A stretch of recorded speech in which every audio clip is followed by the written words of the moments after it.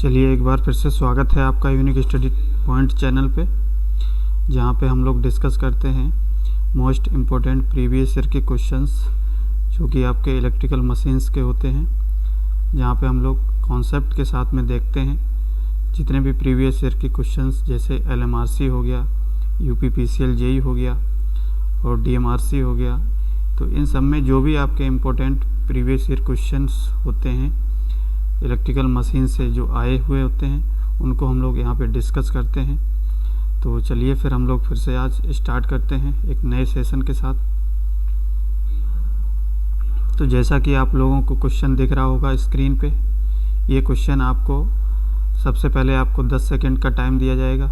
इससे 10 सेकंड्स में आप क्वेश्चन का आंसर देंगे सभी लोग, फिर हम आपको इसको डिस्कशन करेंगे।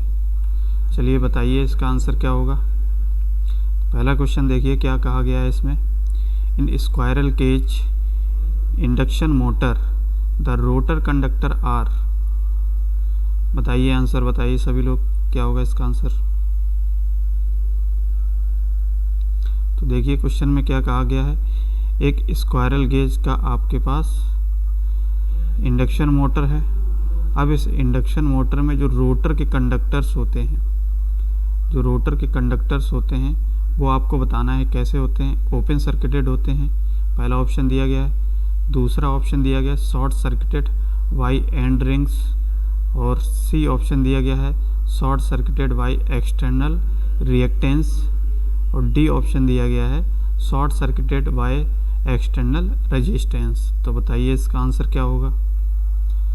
तो हमेशा याद रखेंगे जो स्क्वायरल गेज इंडक्शन मोटर होता है, जैसा कि आप लोगों ने इस तरीके से डायग्राम देखा होगा, ये आपके क्या होती हैं, रोटर के एंड रिंग्स होती हैं।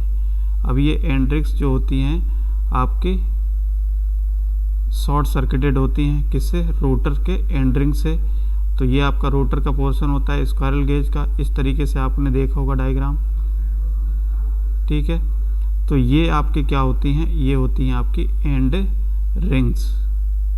रिंग्स होती हैं, ठीक है। ये जो होती हैं आपकी शॉर्ट सर्किटेड होती हैं, ठीक है, कॉपर वायर से। तो ये आपका ऑप्शन देखिए इसमें क्या हो जाएगा। In squirrel cage induction motor the rotor conductor are short circuited by end rings. तो किससे शॉर्ट सर्किटेड होता है, उसी के एंड रिंग से। तो आंसर क्या होगा, ऑप्शन नंबर बी। तो चलिए नेक्स्ट क्वेश्चन का आंसर दीजिए आप सभी लोग, बताइए क्या होगा। A 3 phase synchronous motor is started by utilising the torque developed in. बताइए क्या होगा।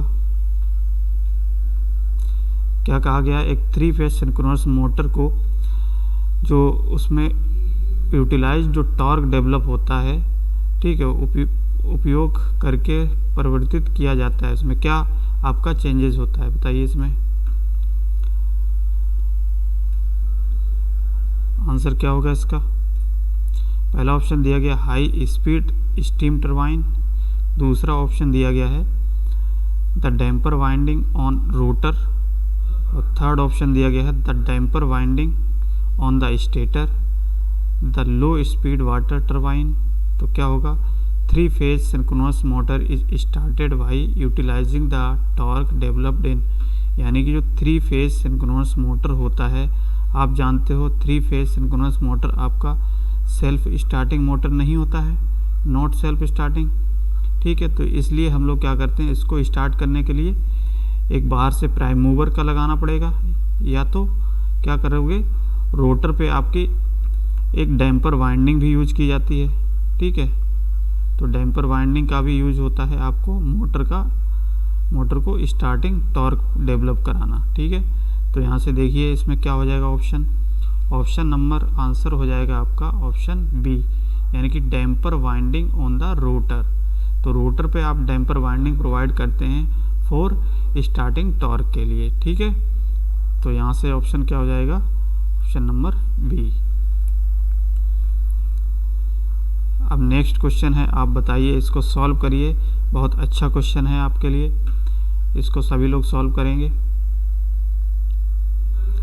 देखिए क्वेश्चन में क्या कहा गया है, 2 single phase AC motor A and B, यानी कि 2 आपके सिंगल फेज के मोटर हैं। मान लिया हमने मोटर, यहाँ पे हम लोग मानते हैं मोटर A है और मोटर B है, ठीक है।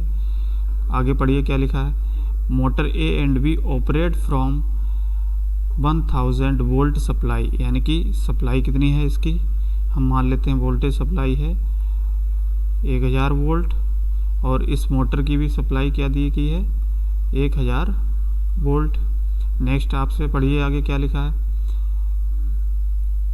एक कंज्यूम, यानी कि ए मोटर जो है वो कंज्यूम करता है 2 kilowatt power, 8 power factor of 0.8 lagging, यानी कि पावर फैक्टर इसका क्या हो जाएगा, यानी कि ये पावर को कंज्यूम करता है, तो हम कह सकते हैं एक्टिव पावर इक्वल टू क्या होगी इसकी, हम मान लेते हैं PA, और ये कितना कर रहा है 2 किलोवाट, और पावर फैक्टर क्या होगा इसका, इस बता दिया गया है कि 0.8 लैगिंग, ठीक है। और आगे देखिए B, आगे लोगों लिखा है motor B consume 1 kilowatt at 0.5 lagging power factor, तो यहाँ पे मोटर B की जो है आपका पावर दे दिया है PV इक्वल टू कितना है 1 किलोवाट, और ये पावर फैक्टर इसका कितना दिया गया है, पावर फैक्टर आपका दे दिया है यानी कि 0.5 लैगिंग, ठीक है। और इसका पावर फैक्टर कितना दिया है, यानी कि मोटर A का पावर फैक्टर दिया है 0.8 लैगिंग। अब आपसे आगे क्या पूछा है, the total current drawn from the supply, यानी कि सप्लाई से आपके दोनों मोटर कनेक्ट हैं, तो इस मोटर से दोनों मोटर के द्वारा कितनी करंट जो है टोटल करंट ये दोनों मोटर लेंगे, यानी कि IA प्लस IV आपको कैलकुलेट करना है। तो बताइए इसका आंसर क्या होगा।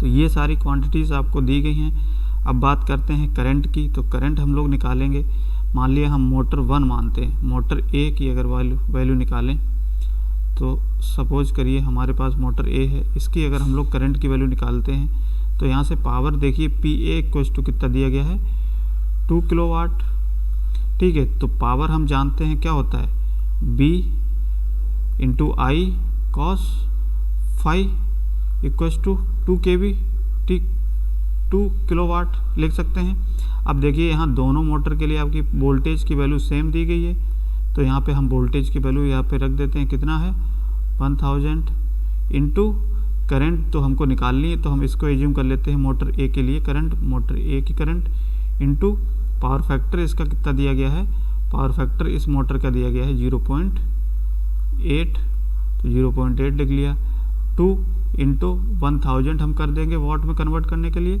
अब यहाँ से अगर हम लोग IA की वैल्यू निकालेंगे तो ये क्या हो जाएगी, इसको सॉल्व करेंगे तो ये क्या हो जाएगा 1000 इंटू ये 0.8, और ये कैंसिल हो जाएगा, ठीक है। तो यहाँ पे क्या हो जाएगा बताइए, इसको जब कैंसिल करेंगे तो यहाँ 20/8, तो यहाँ पे ये सॉल्व करके कितनी वैल्यू आ जाएगी 2.5 एम्पियर, यानी कि मोटर A के द्वारा, ये मोटर A है, इसके द्वारा कितनी करंट ले रहा है ये 2.5 एम्पियर की। अब हम लोग निकालेंगे मोटर B के द्वारा कितनी करंट ली जा रही है, तो मोटर B के द्वारा कितनी होगी बताइए। ऐसे ही हम लोग क्या करेंगे, मोटर B यहाँ पे सॉल्व करिए,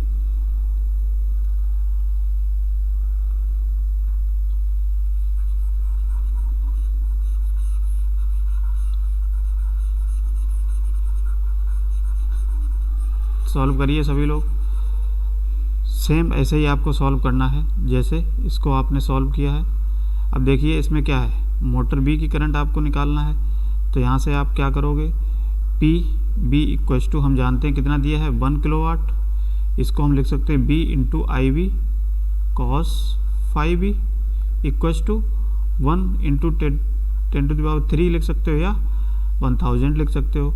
अब यहाँ से वोल्टेज की वैल्यू आपको कितनी दी है 1000, तो यहाँ से IV की वैल्यू कैसे निकालोगे 1 इंटू 1000 इंटू IB की वैल्यू दी है आपके पास, IB की निकालनी, यानी कि वोल्टेज की वैल्यू दी है 1000, ठीक है, और पावर फैक्टर इसका कितने दिया 0.5।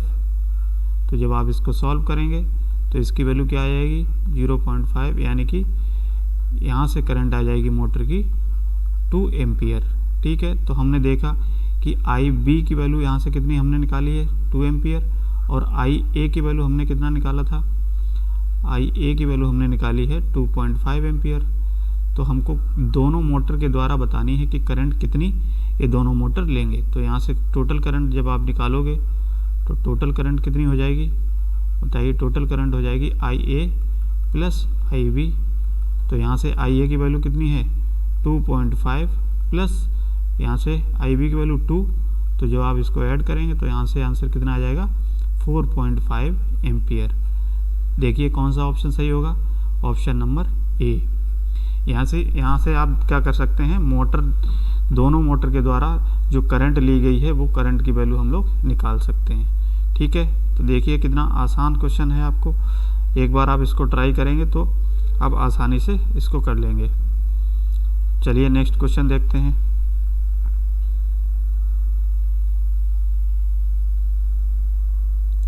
अब बताइए इसका आंसर क्या होगा,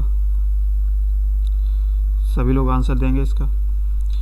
क्वेश्चन में देखिए क्या कहा है, for a 6 pole DC machine with wave wound armature the number of brush required is, यानी कि आपको एक 6 पोल की DC मशीन दे दी है।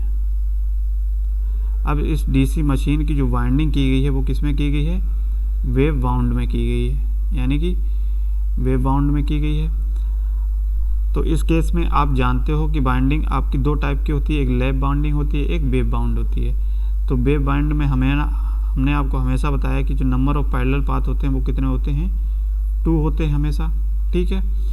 तो अब यहाँ पे आपको बताना है कि ब्रश कितने लगेंगे इस मशीन में, ये आपको बताना है कितने ब्रश की ज़रूरत पड़ेगी। तो हमेशा याद रखना, अगर ब्रश जब भी बात करते हैं ब्रश की तो ये नंबर ऑफ पैरेलल पाथ के इक्वल ही लगेंगे, नंबर ऑफ पैरेलल पाथ के इक्वल लगते हैं, ये आप फॉर्मूला याद रखिए, ठीक है। तो नंबर ऑफ पैरेलल पाथ की बात करें तो इस मशीन में नंबर ऑफ पैरेलल पाथ कितने हैं, यानी कि नंबर ऑफ पैरेलल पाथ हैं आपके 2। तो हम कह सकते हैं कि इसमें जो नंबर ऑफ ब्रशेस होंगे वो कितने होंगे, वो नंबर ऑफ ब्रशेस होंगे आपके ओनली 2, ठीक है। तो यहाँ से आप क्या कर सकते हैं, ऑप्शन देखिए कौन सा हो जाएगा, ऑप्शन नंबर ए।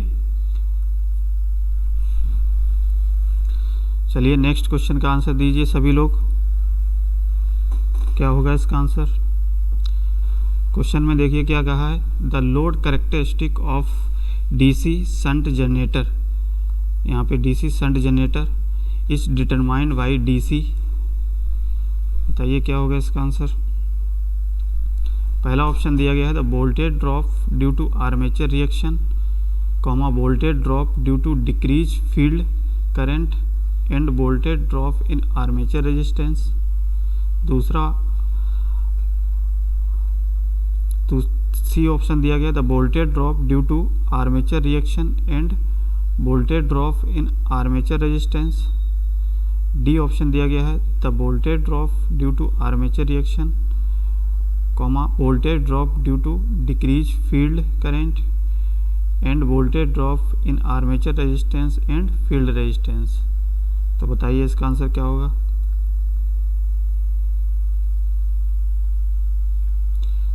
तो देखिए जो DC शंट जनरेटर होता है उसकी अगर लोड कैरेक्टरिस्टिक की बात हम लोग करते हैं तो हमेशा याद रखेंगे उसमें जो ड्रॉप आपका देखा जाता है वो आर्मेचर रिएक्शन से, ठीक है, आर्मेचर रिएक्शन और वोल्टेज ड्रॉप की वजह से,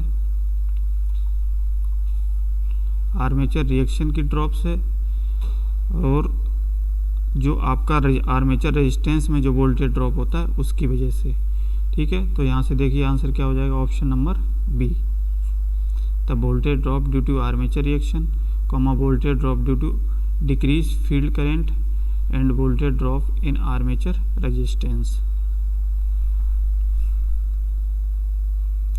चलिए नेक्स्ट क्वेश्चन करिए, ये बहुत अच्छा क्वेश्चन है आपके पास, आंसर क्या होगा इसका? क्वेश्चन में कहा गया है how many watt second are supplied by a motor developing 2 horse power for 5 hours. यहाँ पे ऑप्शन आप सही कर लीजिए। यहाँ पे 10⁻7 होगा, यहाँ पे 5 होगा और यहाँ पे 3 होगा, यहाँ पे 2 होगा। बताइए इसका आंसर क्या होगा?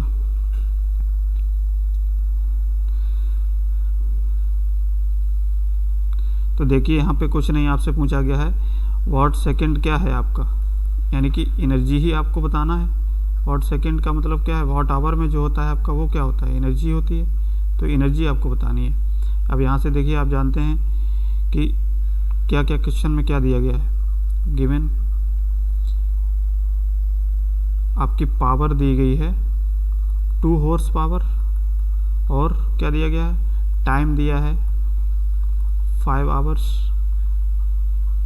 ठीक है, तो आपको बताना है कि इसकी एनर्जी क्या होगी वाट सेकंड में।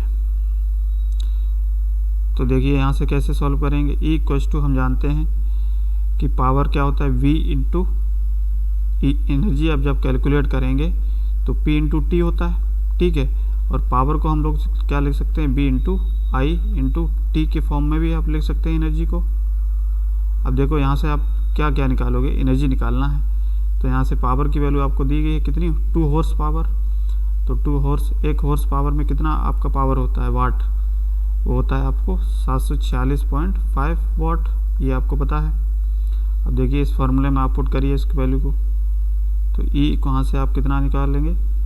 2 इंटू 746.5 इंटू कितने आवर्स के लिए चल रहा है? 5 इंटू वाट सेकंड में आपको करना है। तो 1 आवर में कितने सेकंड्स होंगे आपके? तो आप लिखेंगे 60 इंटू 60 यानी कि 3600। जब आप इसको सॉल्व करेंगे तो यहाँ से आपका आंसर निकल जाएगा। ठीक है, आप इसको सॉल्व करिए और कमेंट सेक्शन में इसका आंसर दीजिए। इसका आंसर आएगा आपका option number A, 2.685 into 10⁻7 watt second.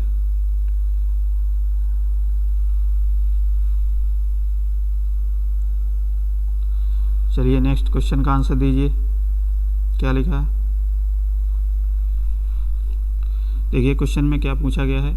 A 4 pole generator is running at 1200 RPM। एक 4 पोल का आपका जनरेटर दिया गया है। क्या है? एक 4 पोल का जनरेटर दिया गया है और इसकी स्पीड आपको दे दी गई है 1200 RPM। ठीक है, आगे क्या पूछा गया? The frequency and time period of the EMF generated is its coil are respectively. बताइए, यानी कि आपको क्वेश्चन में बताना है कि फ्रीक्वेंसी क्या होगी। ठीक है, और बताना है आपको टाइम पीरियड। टाइम पीरियड क्या होगा? यानी कि टी बताना है। बताइए आंसर क्या होगा? तो जैसा कि हम लोग फ्रीक्वेंसी तो बहुत आसानी से निकाल लेंगे। देखिए फ्रीक्वेंसी का फॉर्मूला कैसे हम लोग निकालेंगे। जैसे हम जानते हैं कि स्पीड का फॉर्मूला क्या होता है? 120f/p। तो यहाँ से स्पीड की वैल्यू आपको दी गई है 1200 इक्वल्स टू 120 इंटू एफ आपको निकालना है। पोल की वैल्यू आपको दे दी गई है 4। ठीक है, तो आप जब इसको सॉल्व करेंगे तो ये कितना हो जाएगा? बताइए। तो यहाँ से आप जब सॉल्व करेंगे तो इसकी फ्रीक्वेंसी देखिए कितनी आएगी? 40 हर्ट्ज़, यानी कि 40 हर्ट्ज़ की फ्रीक्वेंसी आपकी आ जाएगी यहाँ से। अब आपको पूछा गया है टाइम पीरियड। तो टाइम पीरियड के लिए आप जानते हैं कि फ्रीक्वेंसी और टाइम पीरियड का जो रिलेशन होता है वो कैसा होता है? इन्वर्सली रिलेशन होता है, आप जानते हैं। तो यहाँ से आप क्या कर सकते हैं? टाइम पीरियड की वैल्यू निकाल सकते हैं। टाइम पीरियड इक्वल्स टू क्या हो जाएगा? 1/, फ्रीक्वेंसी। तो फ्रीक्वेंसी कितनी दी गई है? 40 हर्ट्ज़। इसको जब आप सॉल्व करेंगे तो सॉल्व करने पे इसका आंसर क्या आ जाएगा? 0.025 सेकेंड्स। ठीक है, तो यहाँ से ये आपका आंसर हो जाएगा। अब देखिए इसमें ऑप्शन कौन सा सही है? तो ऑप्शन नंबर आपका बी सही हो जाएगा, क्योंकि 40 हर्ट्ज़ आपकी फ्रीक्वेंसी आ गई और टाइम पीरियड कितना आ गया 0.025 सेकेंड्स। तो यहाँ से ऑप्शन क्या हो जाएगा, ऑप्शन नंबर बी। चलिए नेक्स्ट देखिए, बताइए इसका आंसर क्या होगा।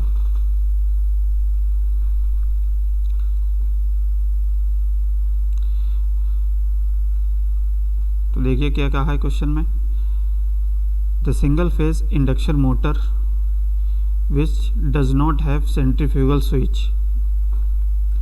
बताना है, यानी कि एक सिंगल फेज इंडक्शन मोटर आपका दिया गया है, उसमें आपका सेंट्रीफ्यूगल स्विच नहीं होता है। ये कौन सा टाइप का आपका मोटर होता है, ये आपको बताना है। तो आप जान सकते हैं कि जिसमें सेंट्रीफ्यूगल स्विच नहीं होगा तो उसकी जो बाइंडिंग, स्टार्टिंग बाइंडिंग होगी वो कैसी होगी, परमानेंटली कनेक्ट रहेगी। ठीक है, तो परमानेंटली कनेक्ट रहने का मतलब क्या है, किस टाइप का मोटर होगा आपका, permanent capacitor run single phase induction motor. ठीक है, तो यहाँ से देखिए ऑप्शन क्या हो जाएगा, ऑप्शन नंबर डी। आप लोग पढ़े होंगे, जिसमें सेंट्रीफ्यूगल स्विच नहीं होता है सिंगल फेज इंडक्शन मोटर में, उस मोटर को क्या बोलते हैं, permanent capacitor run single phase induction motor. चलिए नेक्स्ट क्वेश्चन का आंसर दीजिए, क्या होगा आंसर। क्वेश्चन में देखिए क्या कहा है, a salient pole synchronous motor is operating at 1/4 full load. ठीक है, if its field current is suddenly switched off it would be. बताइए क्या होगा इसका आंसर। पहला ऑप्शन दिया गया है run eight super synchronous speed, दूसरा ऑप्शन दिया गया है स्टॉप रनिंग, और सी ऑप्शन दिया गया है रन एट सिंक्रोनस स्पीड, और डी ऑप्शन दिया गया है continue to run at synchronous speed. बताइए क्या होगा आंसर। तो हमेशा याद रखेंगे कि जो सिंक्रोनस मशीन होती है, सिंक्रोनस मोटर होता है आपका, ये कैसा होता है, कांस्टेंट स्पीड मोटर होता है, ये आप जानते हैं। तो हम कह सकते हैं कि कोई भी आप लोड चेंज करते हैं इसमें, एनी लोड चेंजेस, तो उसकी स्पीड पे क्या है, कोई भी चेंजेस नहीं आता है। ठीक है, तो यानी कि यहाँ से देखिए ऑप्शन क्या हो जाएगा आपका, ऑप्शन नंबर डी, यानी कि continue to run at synchronous speed.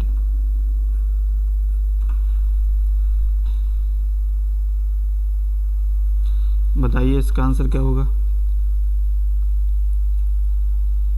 Welding generator will have, अब देखिए वेल्डिंग के लिए जो जनरेटर यूज किया जाता है, ठीक है, वेल्डिंग जनरेटर जो होता है उसमें आपको बताना है कि किस टाइप की वाइंडिंग की जाती है।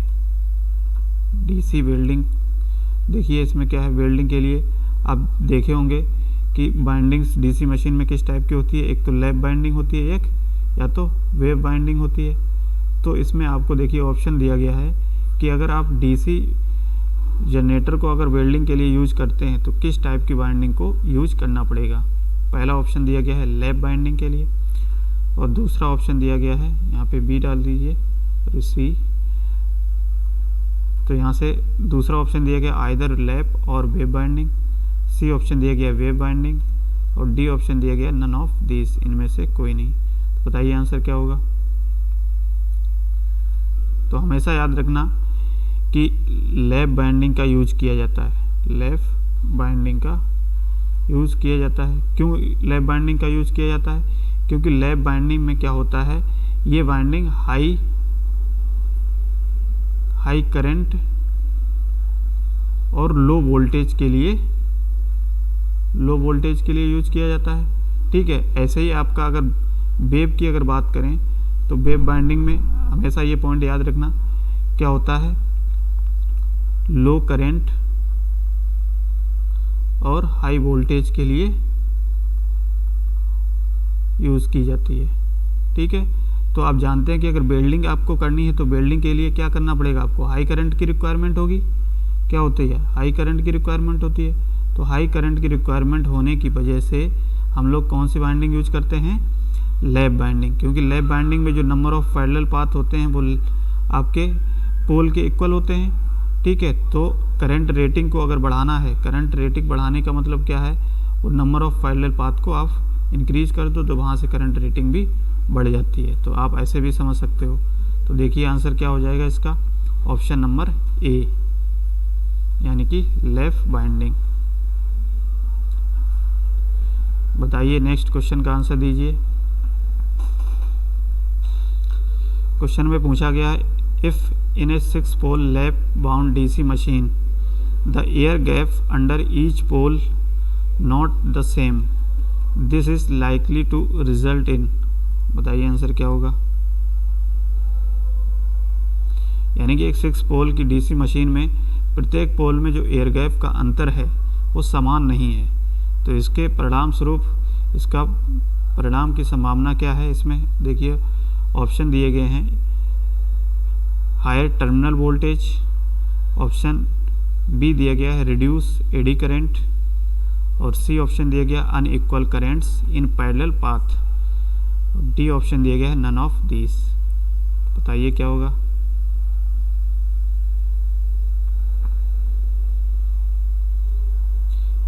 यानी कि 6 पोल की डीसी मशीन दी गई लैप बाइंडिंग में, और जब आपका एयर गैप सेम ना होने के कारण प्रत्येक पोल में, तो उस केस में देखिए इसका आंसर क्या हो जाएगा, unequal currents in parallel path. यानी कि पैरेलल पाथ में जो करंट होगा वो आपका अनइक्वल होगा। ठीक है, तो यहाँ से आंसर क्या हो जाएगा, ऑप्शन नंबर सी। चलिए बताइए नेक्स्ट क्वेश्चन का आंसर दीजिए।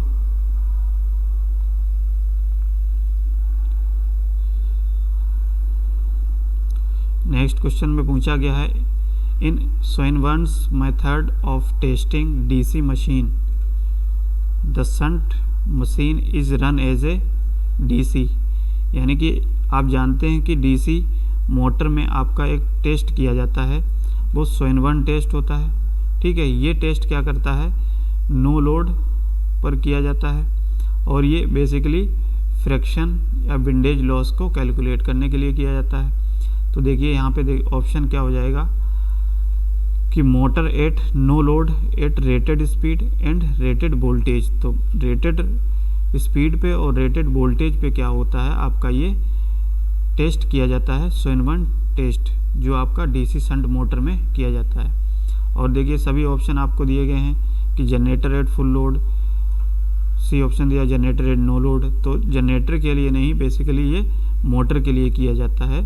तो इसका आंसर क्या हो जाएगा, option number D, motor at no load at rated speed and rated voltage. ठीक है, तो नेक्स्ट क्वेश्चन का आंसर दीजिए क्या होगा इसका। देखिए ये क्वेश्चन बहुत आसान है, सभी लोग कर सकते हैं इसको। देखिए क्वेश्चन में क्या है, a lap bound DC generator having 250 armature conductors runs at 1200 rpm. If the generated EMF is 200 volt, then the operating flux of the DC generator is। बताइए क्या होगा, सभी लोग करेंगे। तो देखिए एक लैप बाउंड डीसी जनरेटर दिया है। अब देखिए इस क्वेश्चन में क्या क्या दिया गया है, गिवन कंडीशन हम लोग लिख लेते हैं सबसे पहले कि नंबर ऑफ कंडक्टर्स कितने दिए गए हैं, 250, यानी कि आर्मेचर कंडक्टर्स, इसको हम लिख सकते हैं जेड इक्वल टू दिया गया है आपका 250, और स्पीड कितनी है, स्पीड आपको दी गई है 1200 आरपीएम, और क्वेश्चन में दिया गया है जो ईएमएफ इंड्यूस होता है वो कितना होता है 200 वोल्ट, और क्वेश्चन में पूछा क्या गया है, फ्लक्स आपसे पूछा गया है। तो देखिए रिलेशन आपको पता होगा, रिलेशन क्या होता है, E equals to N P phi Z upon 60A, यही रिलेशन होता है आपका फॉर्मूला। अब यहाँ से देखिए क्या क्या वैल्यू दी गई है वो आप इसमें रख लेंगे। तो हमने देखिए यहाँ पे लैप बाउंड है, तो लैप बाउंड का हमने बताया कि नंबर ऑफ पैरेलल पाथ पोल के इक्वल होंगे, ये चीज़ आप याद रखेंगे। अब E की वैल्यू आपको दी गई है 200 इक्वल्स टू एन की स्पीड की वैल्यू दी गई है 1200 इंटू पोल की वैल्यू आपको दी नहीं गई है, इसलिए हम लोग पोल की जगह पे P ही लिख लेंगे, इंटू फाई की वैल्यू आपको कैलकुलेट करनी है। जेड की वैल्यू देखिए कितनी दी गई है 250, ठीक है, और यहाँ से आपका 60 इंटू ए क्या है, नंबर ऑफ पैरेलल पाथ। अब हमने बताया कि जो नंबर ऑफ पैरेलल पाथ है लैप बाइंडिंग में आपके और ए और पी इक्वल होते हैं। तो हम देखिए एक ही जगह पर अगर पी रख देते हैं तो ये पी से पी कैंसिल हो जाएगा, नंबर ऑफ पैरेलल पाथ। तो यहाँ से देखिए जब आप इसको कैलकुलेट करेंगे तो फ्लक्स की वैल्यू क्या आ जाएगी, फ्लक्स की वैल्यू आ जाएगी 0.04 वेबर। आप इसको सॉल्व करिएगा, ठीक है, कैलकुलेट होके क्या आ जाएगा 0.04 वेबर। तो आंसर क्या हो जाएगा, ऑप्शन नंबर बी। चलिए नेक्स्ट क्वेश्चन का आंसर दीजिए, बताइए क्या होगा। देखिए क्वेश्चन में क्या कहा है, the pitch factor for a full pitch winding of a synchronous machine. तो एक सिंक्रोनस मशीन है, इसमें आपको बताना है pitch factor, full pitch winding के लिए पिच फैक्टर कितना होता है, कितना होता है। तो इसका आंसर होगा ऑप्शन नंबर डी, यानी कि 1 होता है, यानी कि यूनिटी होता है। क्या होता है, यूनिटी, याद रखेंगे। नेक्स्ट क्वेश्चन का आंसर दीजिए। देखिए बहुत आसान सा क्वेश्चन है, अच्छा क्वेश्चन भी है और इम्पोर्टेंट क्वेश्चन भी है। दीजिए आंसर। देखिए क्वेश्चन में क्या कहा है, एक 3 phase transformer has its primary connected in delta and secondary in star. The secondary to primary turn ratio per phase is 6 for a primary voltage of 200 volt. The secondary voltage would be, क्या होगा बताइए। तो देखिए आपके पास दिया गया 3 phase एक transformer दिया गया है।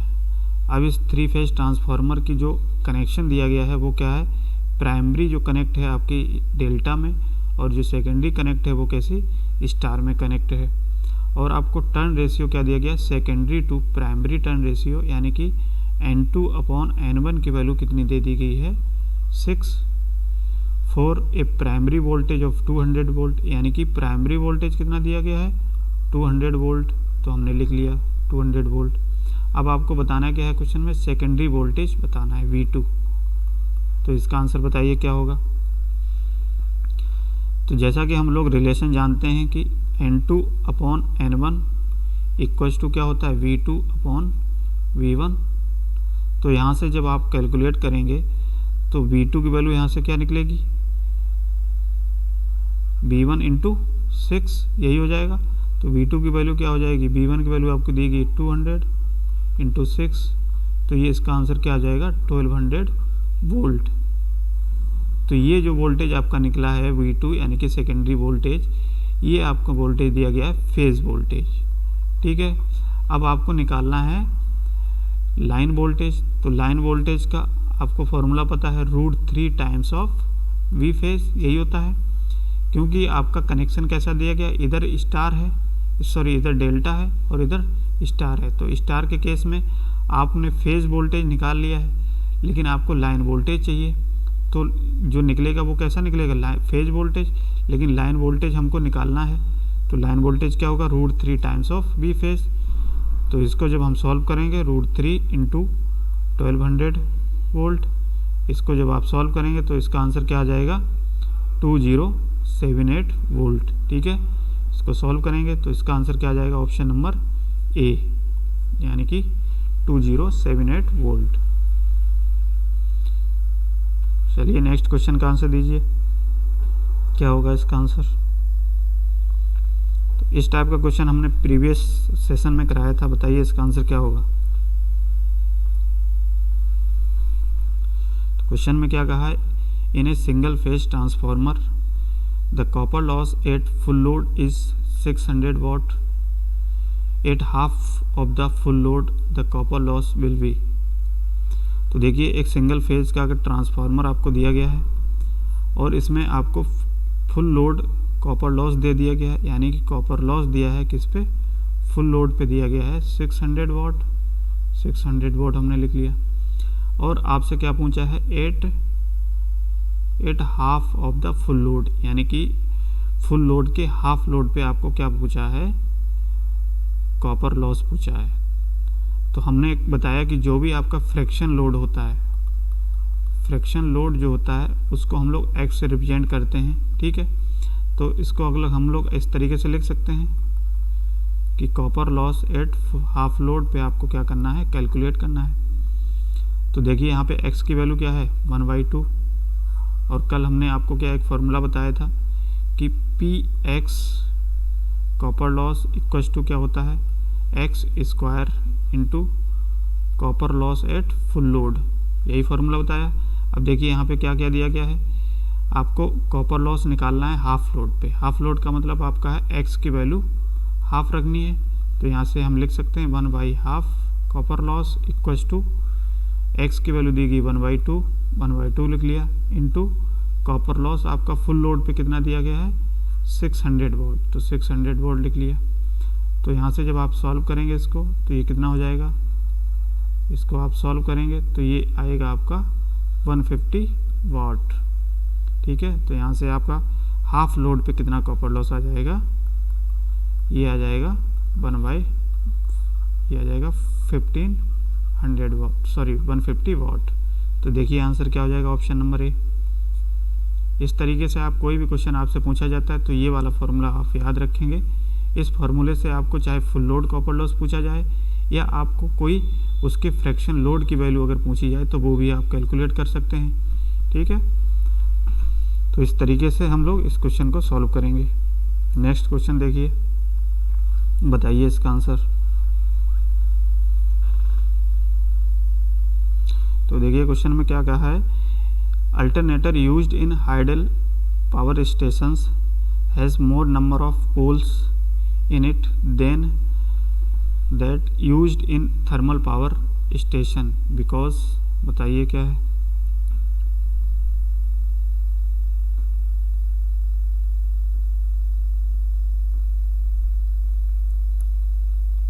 तो देखिए इसका आंसर क्या हो जाएगा, ऑप्शन नंबर सी, यानी कि speed of its motor, speed of its prime mover is less. तो आप जानते हैं कि जो हाइडल पावर प्लांट होता है उसमें आपके किस टाइप के मोटर यूज किए जाते हैं, सैलियन टाइप के, और सैलियन टाइप मोटर की आप जानते हैं कि स्पीड सिलेंड्रिकल से कम होती है, ठीक है। तो इस तरीके से हम लोग जो कम स्पीड जहाँ पे रिक्वायरमेंट होती है वहाँ पे हाइडल पावर प्लांट में आपके सैलियन टाइप के रोटर यूज किए जाते हैं, इसीलिए इसकी स्पीड भी कम होगी। तो इसकी स्पीड कम होगी तो इसके प्राइम मूवर्स की भी जो स्पीड होगी वो भी कम होगी, ठीक है। तो यहाँ से देखिए ऑप्शन नंबर सी क्या हो जाएगा, इसका आंसर हो जाएगा। अब बताइए इसका नेक्स्ट क्वेश्चन का आंसर क्या है।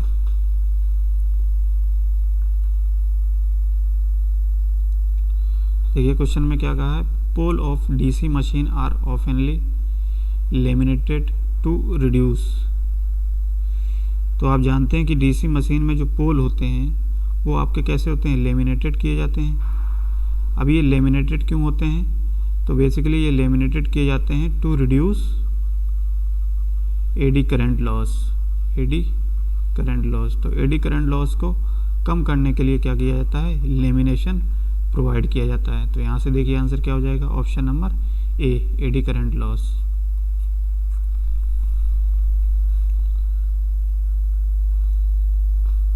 अब नेक्स्ट क्वेश्चन देखिए, in alternator the distribution factor for given number of phases is dependent only on, बताइए क्या होगा।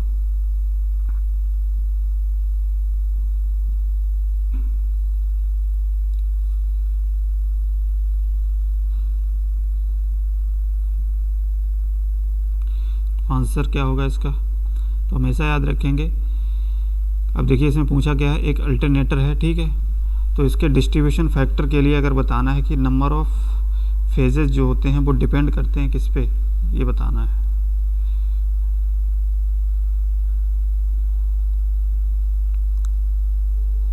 तो इसका आंसर क्या होगा, number of distributed slot under a given pole, क्या हो जाएगा, number of distributed slot under given pole.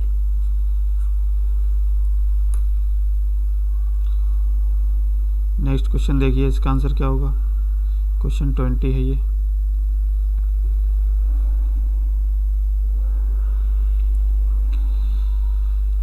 Question में क्या कहा है, a 4 pole wave wound armature has 720 conductors. देखिए उसी टाइप का क्वेश्चन आपका आ गया है।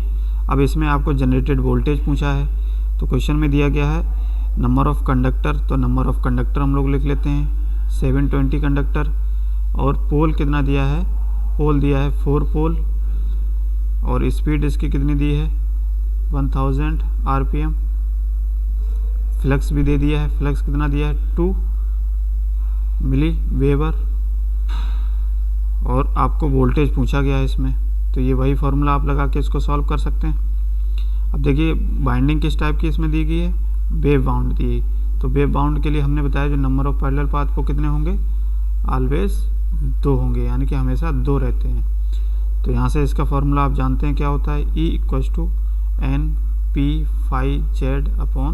NP/Z/60A।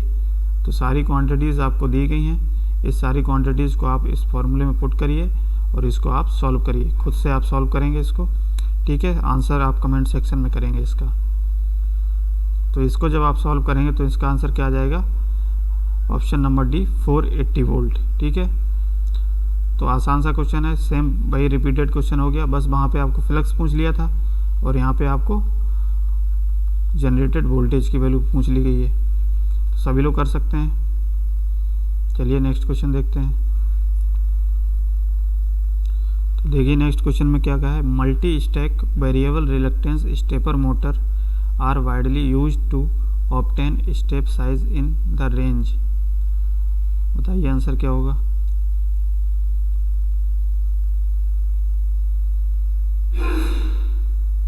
तो देखिए आपका जो एक variable reluctance motor stepper motor होता है, उसमें आपका जो ऑपरेशन किया जाता है वो एक तरीके से एक स्टेप के फॉर्मेट में होता है, ठीक है। यानी कि स्टेप का मतलब है वो उसमें एंगल के बेसिस पे होता है। तो ये स्टेप्स जो होते हैं उसमें कितनी स्टेप साइज की ये रेंज होनी चाहिए इसकी, वो आपको बताना है। तो देखिए इसका आंसर क्या हो जाएगा, 2 डिग्री से 15 डिग्री तक, यानी कि 2 से 15 डिग्री तक इसके क्या होते हैं, स्टेप साइज होता है, स्टेप साइज।